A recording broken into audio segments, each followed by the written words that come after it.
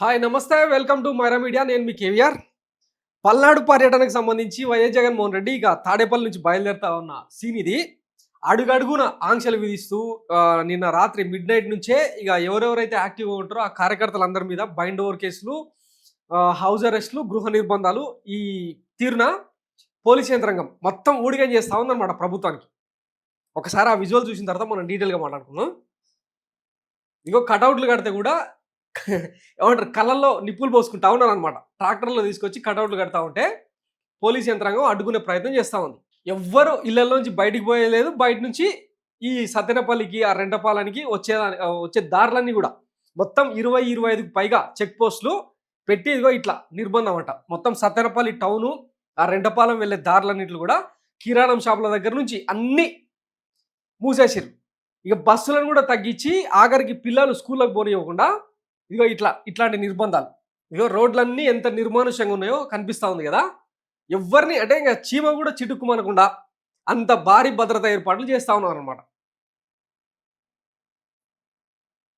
పాపం స్కూల్కి వెళ్ళే పిల్లలేమో ఇంకా పేరెంట్స్ తప్పదు కదా, బైక్ల మీద ఇంకా రకరకాల ప్రైవేట్ వెహికల్స్ మీద తీసుకెళ్తా ఉన్న సీన్స్ ఇదిగో ఇక్కడ ఇట్లా కనిపిస్తూ ఉన్నాయి అనమాట. ఇంత నిర్మానుష్యంగా. అవును, 11 సీట్లు వచ్చినానికి ఎందుకు ఇంత భయం? ఇప్పుడు మన పకోడీ పార్టీ, మన పకోడీ ప్రభుత్వం ఏమో ఇదే పల్నాడులో మాచర్లలో తోటచంద్ర అనే ఒక వ్యక్తి చనిపోతే ఆయన కొడుకు తోట రామాంజనేయులకు ప్రభుత్వ ఉద్యోగం ఇచ్చారు కదా. మరి అవతల పార్టీ అంటే ప్రతిపక్ష పార్టీ ఒక కార్యకర్త చచ్చిపోతే ఆత్మహత్య చేసుకుంటే ఆయనను పరామర్శించే ఆస్కారం కూడా ఇవ్వరా? మనమేమో మన కార్యకర్త అని చెప్పి గౌరవించుకొని ప్రభుత్వ ఉద్యోగం ఇవ్వచ్చు. దానికోసం జీవోలు రిలీజ్ చేసి ఏమైనా చేయొచ్చు. మన యంత్రాంగం, మన ప్రభుత్వం ఏమైనా చేయొచ్చు. కానీ అవతల పార్టీ కేవలం పరామర్శకి వెళ్తే ఇంత నిర్బంధం అవసరమా? గతంలో ఒకసారి చరిత్రను గుర్తుపెట్టుకోండి. 2011 ఆ టైంలో వైఎస్ రాజశేఖర రెడ్డి చనిపోయినప్పుడు ఇక పావురాల గుట్ట వేదికగా వైఎస్ జగన్మోహన్ రెడ్డి ఒక శపథం చేసిండు.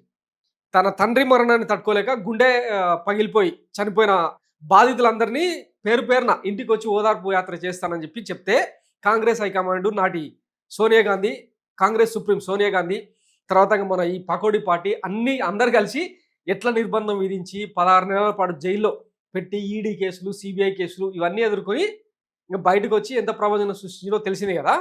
ఇంకా అట్లాంటి వ్యక్తి, సునామీ లాంటి వ్యక్తి వస్తే ఈ నిర్బంధాలన్నీ సరిపోతాయా? అసలు జనం నుంచి రెస్పాన్స్ వస్తే ఎవరు ఆపుతారు? ఇప్పుడు మొత్తం ఆ పల్నాడు ప్రాంతం మొత్తం కార్యకర్తలను గృహ నిర్బంధాలు, ఎవరెవరైతే యాక్టివ్ ఉంటారో వాళ్ళకందరికీ ముందే నోటీసులు ఇచ్చి ఇళ్ల నుంచి బయటకు రావద్దని చెప్పి పోలీసు యంత్రాంగం బాగా చాలా స్ట్రిక్ట్గా గైడ్లైన్స్ ఫాలో అవుతా ఉంది కదా.